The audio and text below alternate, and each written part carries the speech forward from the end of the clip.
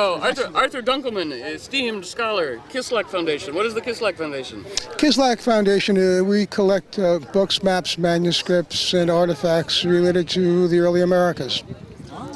And about almost 10 years ago, we gave the collection to the Library of Congress, which it now forms the exhibition called Exploring the Early Americas. It's a 6,000 square foot ongoing, and at this point probably permanent, exhibition that explores the roots of the cultures and histories of all of the peoples who lived and came to the Americas.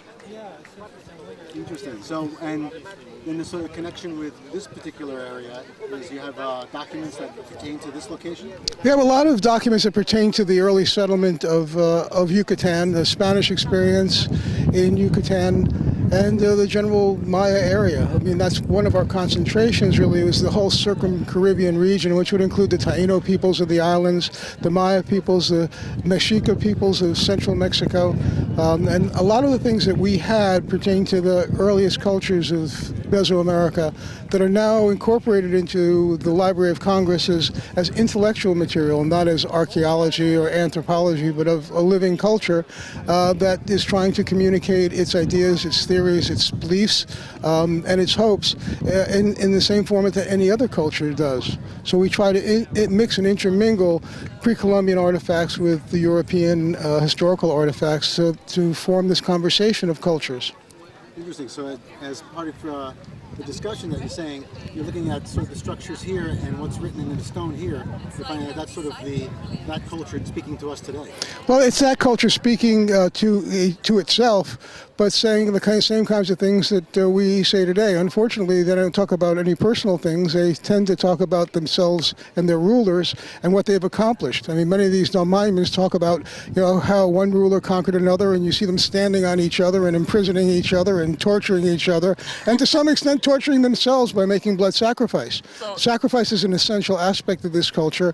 And if you look at other religions and other religious histories, I mean, although it may not be blood sacrifice, Christianity, priests also make sacrifices. They make a sacrifice of celibacy, they make offerings. So these things are pan-cultural. The actual details of the expression change from culture to culture, but these things are endemic in our human society.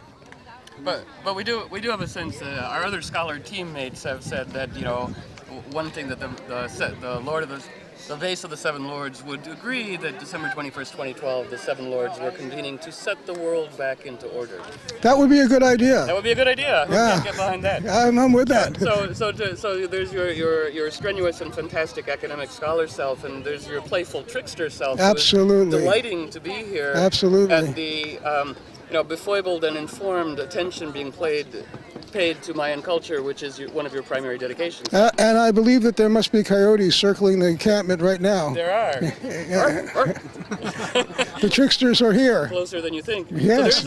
So there is trickster at play, and we can see it in your eyes and and it is both amusing and inspiring to have so many people here, looking to be inspired. Yes. I mean, looking for something and sharing in a very peaceful way that desire for peace, for harmony, for attention, and for love. Yeah, excellent. And we often say in our team, right, let not our high standards keep us from animating the good.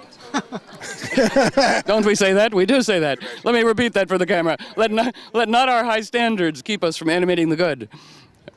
Oh, amen. Amen. Let's rotate in. John Hoops, come on in. Okay. Come on in. Rotational. One of our scholar allies. This is our team. This is the Synthesis 2012 live feed. Oh, wonderful. Yes, it's nice to meet you. And fantastic. Yes, like a bus. Well, I decided to wear some icons to remind people of the real doomsday possibilities, which often tend to be forgotten, even though those threats are even greater now than they used to be.